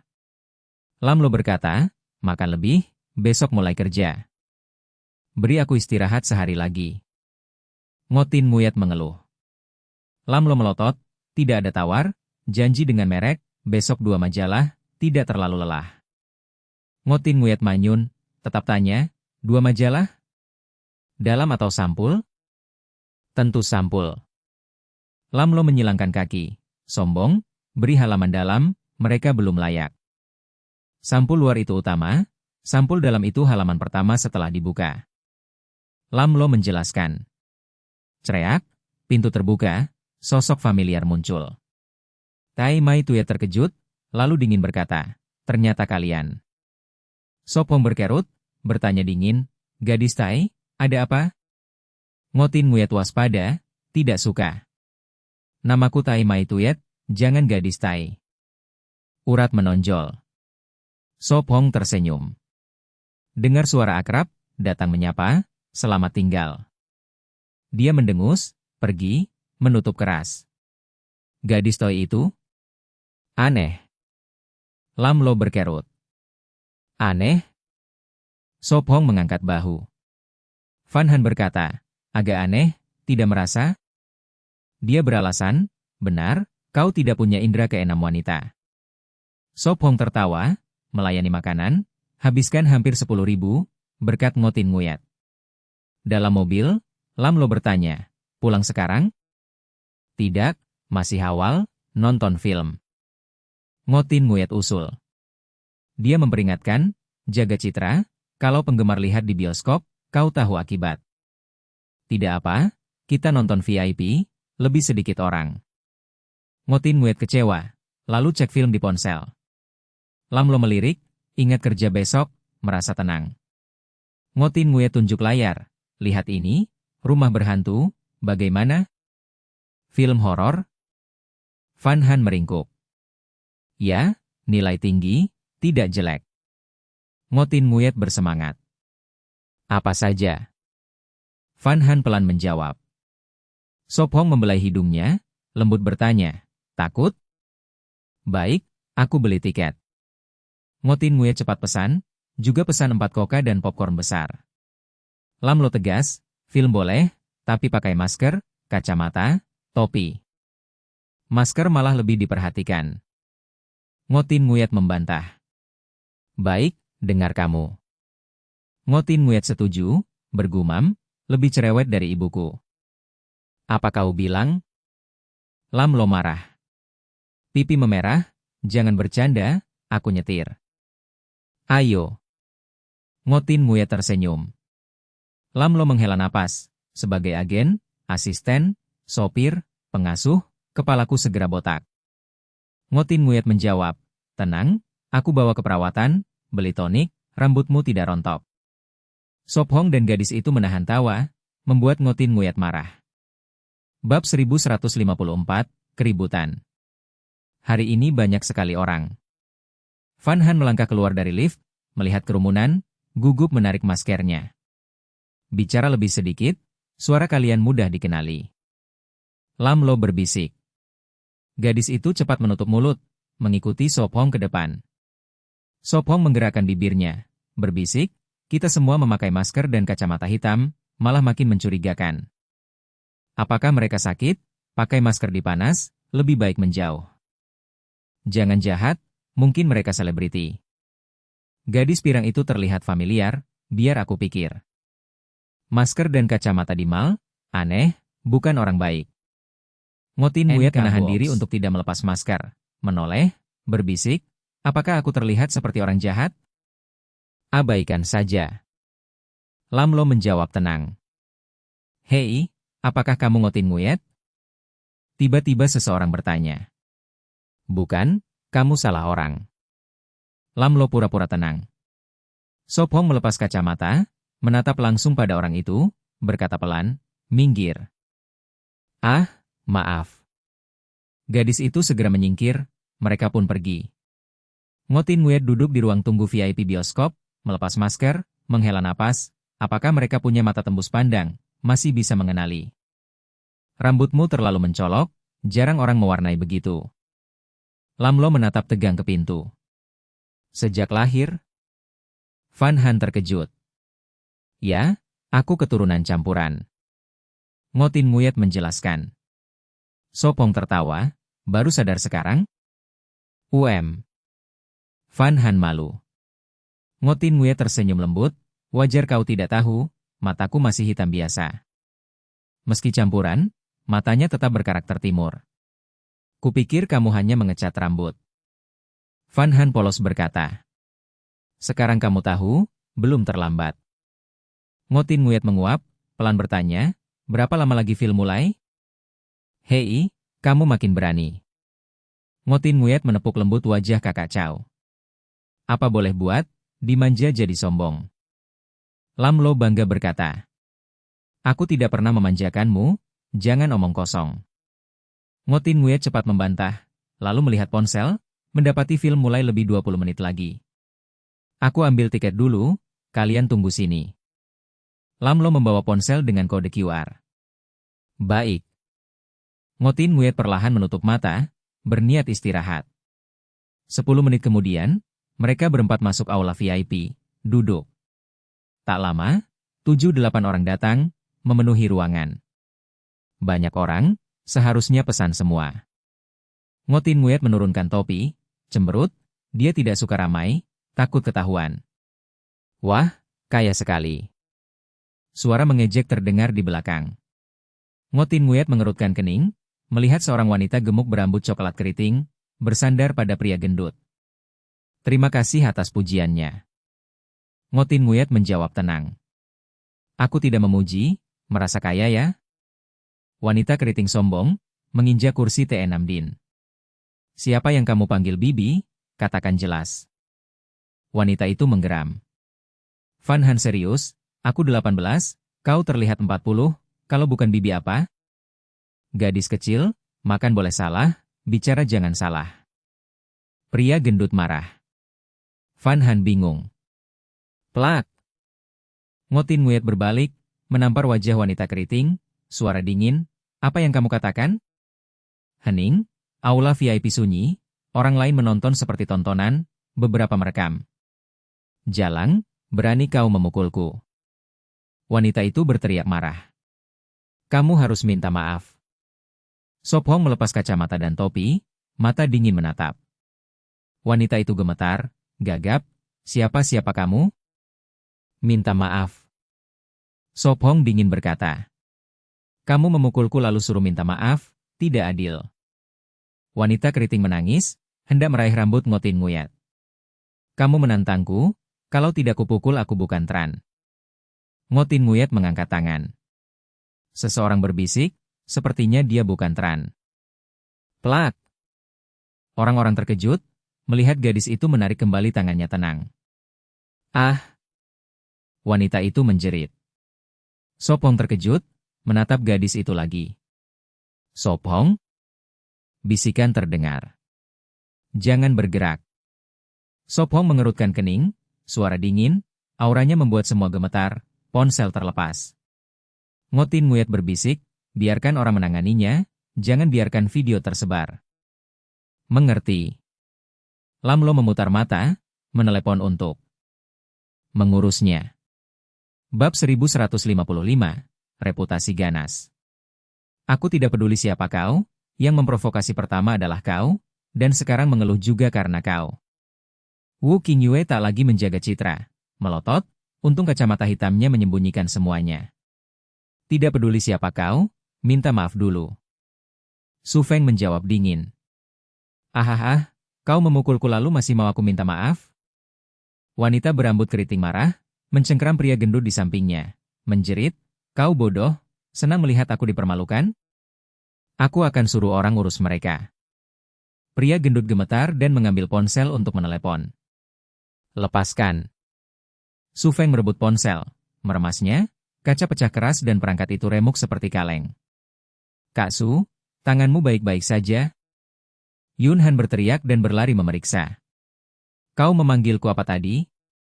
Su Feng tersenyum, membuka tangan agar ia lihat. Melihat tangan utuh, Yun Han menghela napas dan berbisik malu, harus sembunyikan identitas. Su Feng tertawa, mengelus kepalanya, memuji, pintar. Kau sebenarnya siapa? Wanita itu terbata, merasakan bahaya. Aku adalah pria untukmu selamanya. Su Feng tiba-tiba berkata. Lin Luo dan gadis itu pucat. Herm, kembali ke inti, mau minta maaf atau tidak? Su Feng menahan batuk dan mengaduk jari-jarinya. Jangan salahkan aku jika aku menghancurkan babi. Ia mencondongkan kepala dan meraih wanita itu, membuatnya merinding. Hancurkan babi? Mau apa? Wanita itu panik. Kami dari keluarga Ji, menyinggung kami kau tak akan berakhir baik. Pria gendut berdiri menghalangi. Keluarga Ji? Su Feng berhenti sejenak. Benar, takut sekarang? Wanita itu menghela napas dan kembali angkuh. Ji Shuping adalah saudaraku. Pria gendut bangga. Kalau begitu aku harus memukulmu lagi. Su Feng menepuk dan menjatuhkan keduanya. Wanita itu tertekan di bawah. Jadi dia saudara Ji Shuping, tak heran begitu menjengkelkan. Wu Qingyue merasa senang. Pria gendut panik, kalian berani memukulku. Keluarga Qi, kenal mereka? Wu Qingyue pura-pura, menyebut nama Qi Weiting. Kalian keluarga Qi? Pria gendut pucat. Takut sekarang, mau minta maaf? Wu Qingyue tersenyum. Maaf, itu salah kami, maafkan kami. Pria gendut membungkuk berulang, meminta maaf. Maaf, tolong maafkan kami. Wanita keriting juga gemetar, berkeringat dingin. Bagaimana menurutmu? Wu Qingyue bertanya pada Su Feng. Pergi sana, pergi. Kedua orang itu kabur tanpa perlawanan. Yun Han berbisik, mengapa mereka begitu takut? Bukan takut kita, tapi takut nama keluarga Qi, bahkan keluarga Ji takut pada mereka. Lin Luo bergumam. Yun Han cemas, kita kelewatan? Tidak, dia memprovokasimu dulu jadi pantas mendapat pelajaran. Wu Qingyue mendengus, beruntung bertemu kita, kalau tidak dia akan menyiksa orang lemah. Dia menyerang dulu dan menendang kursi, tidak bisa dibiarkan. Lin Luo mengangguk. Jaga citra, sopan itu penting. Su Feng terkekeh. Wu Qingyue melotot. Dibuli tapi masih pura-pura sopan? Su Feng tersenyum dan tenang berkata, adegan itu direkam, harap hapus. Kami hapus, kau boleh cek. Jawab seseorang ketakutan. Yang lain menambah, ya, kami hapus, tidak akan disebar. Hapus sekarang, aku janji bersih. Saya bahkan sudah kosongkan tempat sampah, tolong ampuni. Su Feng mengerutkan bibir dan memeriksa agar yakin mereka jujur. Nama keluarga Qi memang berguna. Wu Qingyue menghela napas. Duduk cepat, film sudah mulai lama. Lin Luo mendesak. Mari menonton. Wu Qingyue gembira dan mengabaikan keluarga Ji. Betapa besar hatinya. Su Feng terkekeh dan bersandar pada gadis itu. Tidak, biarkan aku periksa tanganmu sekali lagi. Yun Han masih khawatir dan memeriksa tangannya. Ia menegur, sangat berbahaya. Bagaimana jika ponsel meledak? Lain kali akan lebih hati-hati. Su Feng berjanji. Ia mengangguk lalu menonton dengan tenang. Tok tok tok. Namun sekitar 10 menit kemudian, kecuali kelompok mereka, bioskop menjadi kosong. Sepertinya mereka sangat takut pada kita. Yun Han berbisik. Reputasi keluarga Qi ganas, wajar mereka takut. Wu Qingyue menjawab dingin. Bab 1156, yang ini tidak ada? Aiu, capek sekali. Fan Han terbaring di sofa, kakinya pegal. Sore itu, Ngotin Nguyen mengajak belanja setelah nonton film, dari toko ke toko sampai jam makan malam. Sudah jam 11, lapar tidak? Sop Hong menaruh kantong belanja dan bertanya lembut. Kalau lapar, aku masak mie. Sedikit. Fan Han malu, ingin bilang tidak lapar tapi perutnya protes. Sop Hong tertawa, mencolek pipinya dan berkata, rendam kaki dulu dengan air hangat, aku masak mie. Baik. Dia menurut lalu ke kamar mandi. Sop Hong masuk dapur, buka kulkas, ambil tomat, telur dan jamur sisa.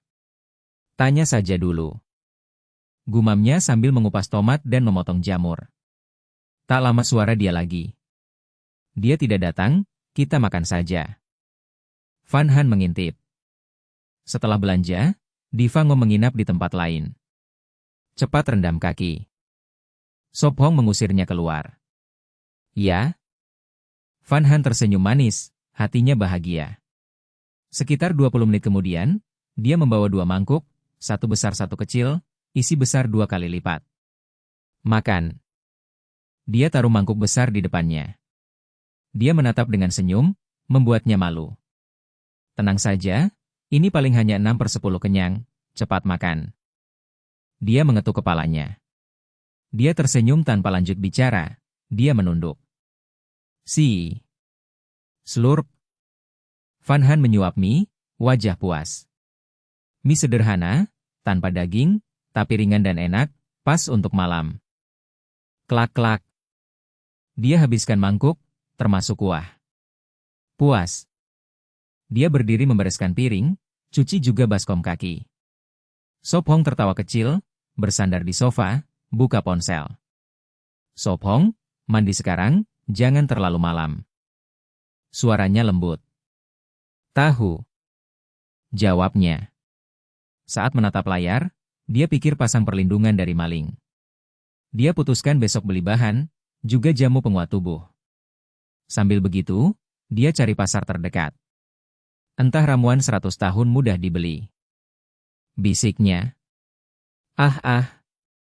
Fan Han keluar, mengeringkan tangan, melingkar ke pelukannya. Masih lelah? Dia bertanya. Dia membelai telinganya, berbisik, mau pijat? Dia mendongak, kamu tidak lelah? Tidak. Dia memijat bahunya dengan pas. Dia setengah memejam, wajah merah, suara kecil keluar. Enak? Dia tersenyum, tuan, tekanannya pas? Enak, pas, terus. Telinganya merah, tubuhnya lemah seperti kucing. 10 menit kemudian, napasnya teratur, dia tertidur. Tidur di kasur. Dia panggil, tak ada jawaban. Selamat tidur, aku mandi. Dia menyelimuti lalu berbalik. Ah, jangan kejar, jangan gigit, minggir. Tiba-tiba dia berteriak dalam mimpi. Dia cepat kembali, lalu tertawa, nonton film tidak takut, tidur malah mimpi. Ah, Sop Hong, kamu di mana? Dia menggapai tangan, seakan menangkap. Di sini. Dia cepat duduk, menggenggam tangannya. Aku takut. Dia bergumam, mata tertutup. Dia tenang, napas stabil. Dia duduk setengah jam, yakin dia tidur pulas, lalu cuci muka. 10 menit kemudian dia kembali, rambut kering, bawa cucian, taruh di keranjang. Sop Hong, aku mau minum. Fan Han sudah bangun, mengulurkan tangan. Baik, aku ambil. Dia tersenyum, menuang air hangat, memberinya. Belum tidur? Tanyanya. Dia simpan gelas, matikan lampu lalu naik keranjang. Sekarang tidur. Dia memeluk erat seperti gurita, setelah dia berbisik, bagus sekali. Dalam gelap, pipinya merah, lalu berkata, punya kamu bagus sekali. Dia tertegun, lalu jawab bahagia, ya, punya kamu juga bagus. Selamat tidur. Bisiknya. Sop Hong tersenyum pahit, yang ini tidak ada. Lalu dia pun ucapkan selamat tidur. Bab 1157, pulang dengan kecewa. Mau sarapan apa? Tanya Van Han sambil menggosok gigi. Sop Hong berbisik, masak bubur saja. Baiklah. Van Han membilas cangkir, mencuci muka, lalu turun untuk menyiapkan sarapan. Sop Hong juga turun, bersandar di pintu dapur, melihat gadis yang sibuk dan bertanya, benar tidak mau mempekerjakan pembantu? Itu terdengar agak menekan. Sop Hong tertawa, berpikir sudah waktunya merencanakan cari uang. Dia bertanya, kita keluar setelah sarapan? Keluar untuk apa? Van Han berhenti mencuci sayur dan menoleh. Sop Hong menjelaskan, untuk membelikanmu bahan belajar, karena kau ingin terus belajar mandiri mata kuliah universitas, kan? Baik. Van Han mengangguk lalu melanjutkan mencuci. SIM tetap harus segera diurus. Sop Hong bergumam, merasa keluar tanpa mobil tidak nyaman, memanggil taksi tiap kali tidak aman juga tidak pribadi. Setelah setengah jam, selesai sarapan mereka keluar dari villa, naik taksi dari distrik 7 langsung ke pasar herbal. Tenang, tidak ada yang mengenali kita. Sop Hong menenangkan dengan lembut, namun dalam hati tersenyum pahit, wajah sudah tertutup lebih dari setengah, siapa yang bisa mengenali lagi? Ah, mirip Sop Hong dan Van Han, tapi pakai masker jadi tidak pasti. Ya, sangat mirip, terutama matanya, persis Sop Hong. Jangan-jangan benar Sop Hong dan gadis itu? Orang-orang di pasar berbisik, wajah penuh ragu. Sop Hong menekuk bibir, tak menyangka cepat dikenali. Sop Hong, cepatlah. Van Han menunduk, menggenggam tangannya dan menarik menuju supermarket. Sop Hong terpaksa mengikutinya, sambil mendorong troli. Beli saus cabai, terakhir lupa. Van Han masuk bagian bumbu, membandingkan lalu memilih yang harga wajar. Kecap ada, tapi bukan yang tua, ambil satu yang bagus. Sepertinya bubuk lada juga habis, ambil. Ambil satu kantong tepung, bisa untuk sup, tumis daging jadi lebih empuk. Aduh, troli sudah penuh.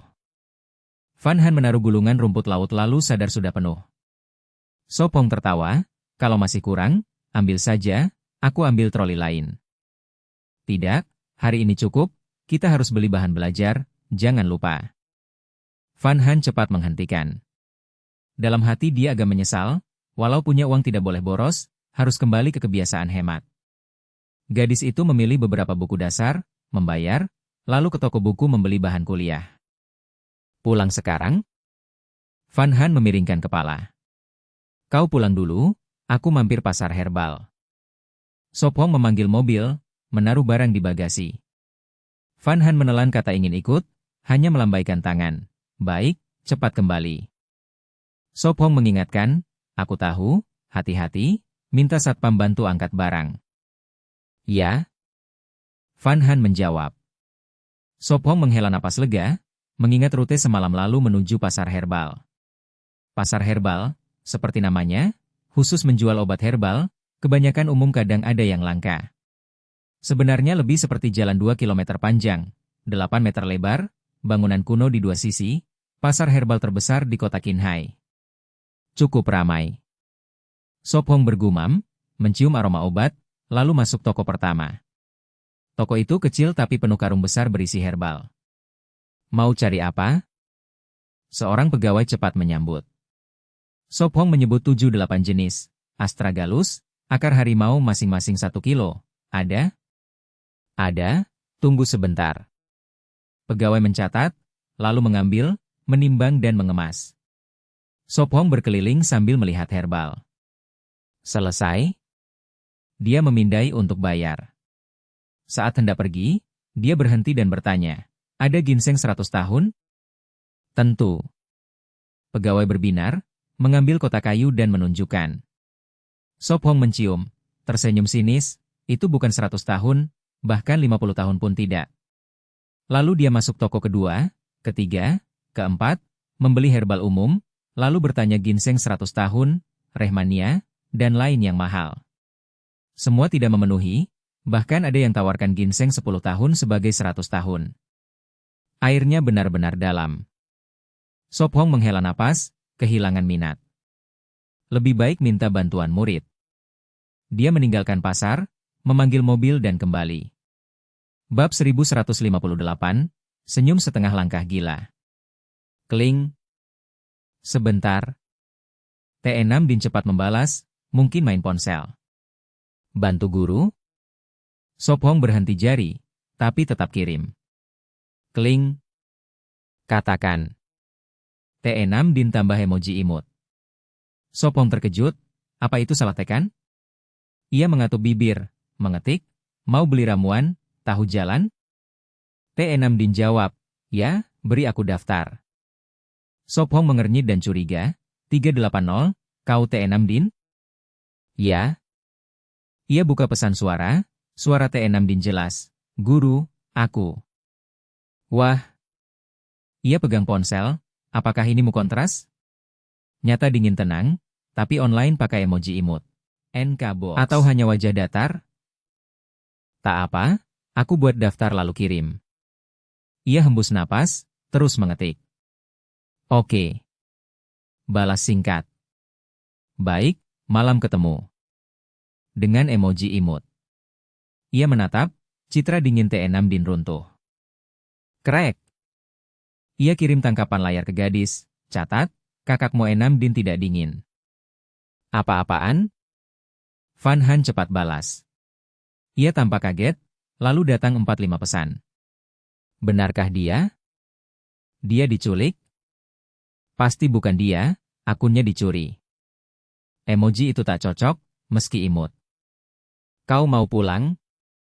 Sophong menyeringai, baca semua, lalu kirim. Ubah nama jadi Puong Chin. Beberapa detik, Van Han balas, baik. Dengan emoji ceria. Ia pandang emoji itu, tersenyum, letakkan ponsel, menatap keluar jendela. Setengah jam kemudian, taksi berhenti di villa, gadis keluar menyambut. Jawabnya, biarkan ia bawa ramuan masuk. Van Han tanya, kenapa beli banyak ramuan? Untuk jaga-jaga. Jawabnya samar, ada hal tak boleh ia tahu. Baik, kalau perlu bilang. Van Han senyum manis. Malam T6 Din makan, apa kau masak? Ia ganti topik. Van Han buka kulkas, berkata, bumbu lengkap, bisa masak udang bakar, jamur kacang almond. Baik, kau putuskan. Ia bawa ramuan ke halaman. Duduk, periksa, gumam, lupa sesuatu? Sudah, beli lain kali. Ia geleng, giling ramuan jadi bubuk. Ia buat resep penguat dasar. Tambah ramuan acak juga bagus. Ia masukkan 7-8 tanaman lain, tak pengaruh, sembunyikan formula. Tambah air, abu. Ia gumam, aduk, bentuk pil sebesar ibu jari. Van Han dekat, apa yang kau buat? Senyum setengah langkah gila. Ia tersenyum. Jangan bercanda, kebanyakan film. Van Han memutar mata. Ia batuk, serius, pil ini kuatkan tubuh, akan kujual. Ya, paman Wang ajar aku. Ia jadikan alasan. Paman itu tahu segalanya. Ia melotot. Ia bohong, sebenarnya dia master tersembunyi, percaya? Percaya, apapun kau bilang. Ia setengah ragu, tanya, aku bisa makan pil ini? Kau sudah coba yang lebih baik, ini tak guna. Ia taruh pil hitam di mangkuk. Ia bingung, aku pernah coba. Kapan? Ia bohong, di Pulau Huyen Nguyet, saat masak aku taruh. Ia sadar, oh begitu, pantas aku lebih kuat, ternyata ulahmu. Ia serius, paman bilang hanya wariskan ke pria, jadi aku diam. Ia curiga, tapi tak tanya, pura kagum. Ia tanya, lalu kau jual ke siapa? Ke-8 keluarga besar, bagaimana? Ia tertawa, bentuk pil baru. Pintar, tanpa bantuannya, akan kuberi komisi. Ia senyum. Ia tanya, berapa harga satu pil? Bab 1159, kerjasama. Van Han terkejut dan berbisik, 500 yuan, bukankah itu terlalu tinggi? Kalau begitu 300 yuan, kita tetap harus mendapat untung. Bagaimanapun juga aku masih harus menanggungmu. Sop Hong berpikir sejenak lalu memutuskan harga. Apa? Aku tidak banyak menghabiskan uangmu. Van Han menegur. Hahaha. Sop Hong tertawa lepas. Van Han menggulung lengan bajunya, mengambil adonan obat dan berkata lembut, biar aku membantumu. Dia membuka telapak tangannya, melihat pil hitam pekat, agak ragu berkata, ini terlihat begitu hitam, benar-benar bisa dijual? Tidak apa. Van Han tidak berpikir lebih jauh, menunduk dan terus menggulung pil. Waktu berlalu perlahan, lebih dari jam 6 sore, matahari terbenam di barat. Aku akan menyiapkan makan malam, kakak Enam Din akan segera datang. Van Han berdiri dan berkata, pergilah, sisanya biar aku selesaikan. Sop Hong menjawab, lalu dengan hati-hati mengemas setiap pil ke dalam kantong tersegel. Apakah kemasan ini terlalu sederhana? Dia melihat kantong tersegel, ada yang sebesar telapak tangan, ada yang hanya sebesar ibu jari, benar-benar tidak terlihat seperti sesuatu yang bisa dijual seharga 300 yuan. Baiklah, untuk sementara begini saja. Sop Hong memutuskan lain kali akan membeli botol kaca, untuk mengemas lebih baik meski sedikit lebih mahal. Malam hari, tepat jam 7.30, T6 Din dan Paman Hui masuk ke villa. Saat itu gadis itu sudah menyiapkan makan malam. Jangan sungkan, anggap saja rumahmu. Van Han tersenyum mengundang. Baiklah. T6 Din menjawab pelan. Hal ini membuat gadis itu diam-diam meliriknya beberapa kali. Ragu, apakah kakak Enam Din bisa menunjukkan ekspresi imut seperti itu? T6 Din bertanya penasaran. Ada apa? Tidak ada, aku akan memanggil Sop Hong. Van Han mengusir pikiran aneh itu dan pergi ke halaman belakang. T6 Din memiringkan kepala melihat Paman Hui, dia hanya tersenyum samar. Segera, gadis itu membawa Sop Hong kembali. Dia membawa tas hitam besar yang penuh, tidak jelas apa isinya. Van Han memberi isyarat dengan dagunya ke arah dapur, berkata, cuci tangan dulu, bahkan kuku juga harus bersih. T6 Din melirik tas hitam itu dan bertanya, apa ini? Hihi, biar Sop Hong yang bilang nanti. Van Han berkata malu. Duduklah. T6 Din berbicara. Ya. Paman Hui sedikit ragu, lalu menurut. Van Han, apakah matamu tidak nyaman? T6 Din bertanya dengan khawatir. Haha, mungkin saat memotong wortel mataku perih.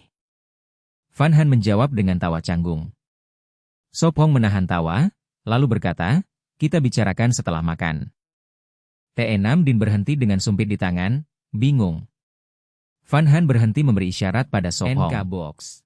Setengah jam kemudian, gadis itu membereskan piring, membilasnya dan memasukkannya ke mesin cuci piring, benar-benar alat yang membebaskan tangan. Minum teh. Sop Hong menuangkan teh ke dalam cangkir, meletakkannya di depan T6 Din. Alisnya berkerut, dia bertanya, apakah kamu punya sesuatu untuk dikatakan padaku? Sudah sadar? Sop Hong tersenyum dan menyentuh hidungnya. Paman Hui duduk diam, berpikir, semua orang sudah menyadarinya. Apakah ini terkait dengan herbal? T6 Din merendahkan suaranya, kamu cukup memberiku daftarnya. Hutrung San?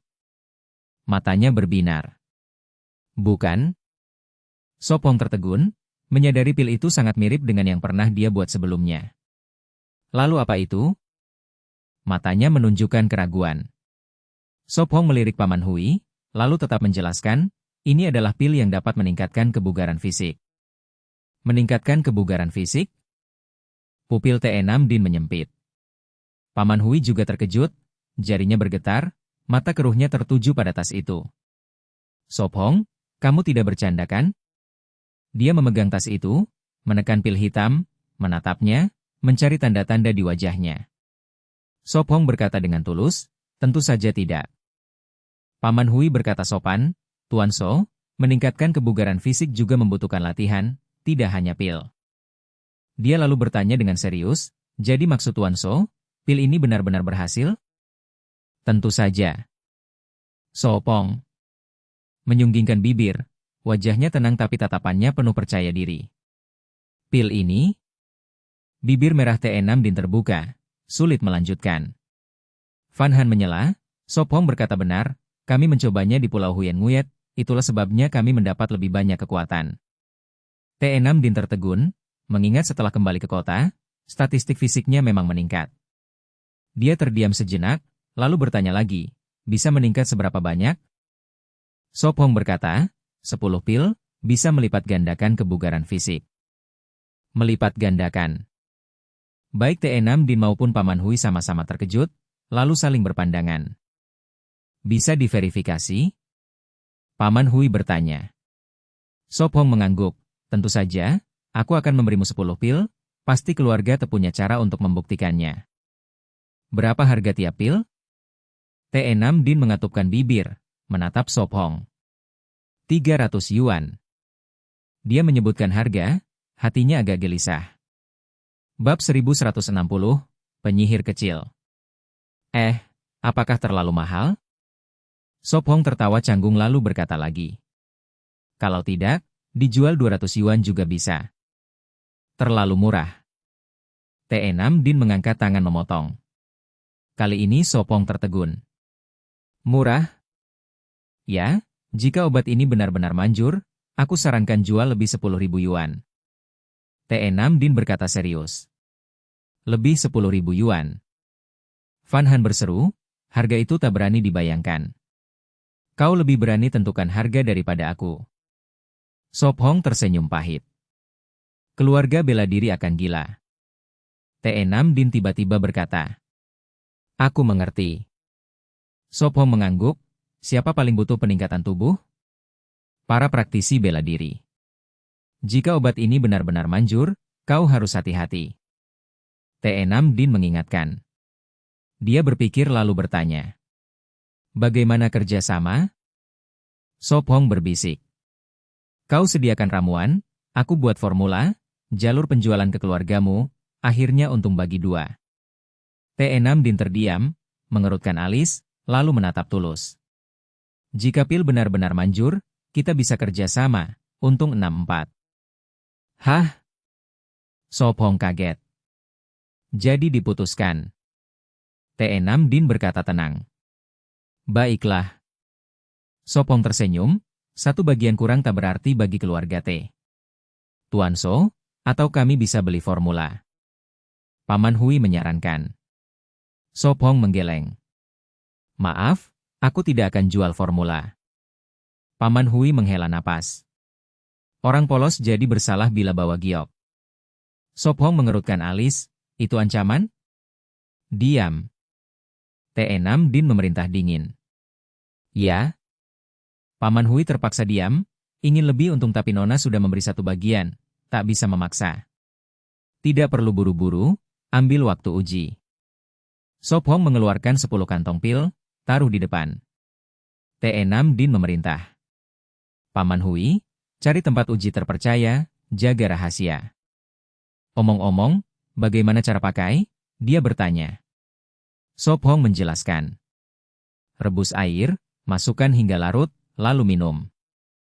T6 Din mengangguk, berdiri hendak pergi. Murid, jangan cepat pergi, ini daftar ramuan. Dia memberi buku kecil. Baik, segera ku cari. Dia membuka, lalu serahkan ke Paman Hui, memberi tanda. Sop Hong menambah. Paman Hui, tolong awasi, ramuan penting. Mengerti? Dia pergi duluan membawa pil untuk diuji. Aku pergi. T6 Din berkata. Sop Hong berterima kasih. Besok siang datang makan, aku yang masak. Baik. Bibirnya sedikit melengkung, berjalan ringan kembali ke villa. Fan Han sadar, menarik lengannya, bertanya. Sop Hong, satu pil jual 10.000, kita 60%, artinya 6.000? Bukan 6.000, setelah modal, ongkos kirim, tenaga kerja dan biaya lain, akhirnya tiap pil dapat 5.000. Dia jelaskan sabar. Dia bertanya penasaran. Jadi biaya satu pil berapa? Tak sampai 20 yuan. Dia pikir, kantong plus ramuan, hampir 20. Ya Tuhan, semurah itu? Fan Han berseru. SST, pelankan suara. Dia menutup mulutnya. Jantungnya berdegup kencang, dia berkata gemetar. Biaya 20, jual 10.000, untung terlalu besar. Uhuk, sebenarnya kupikir 10.000 agak tinggi. Dia batuk, lalu berkata. Tapi otak bisnisku tak sebaik T6 Din, biar ikut dia. Dia berhenti, lalu berkata.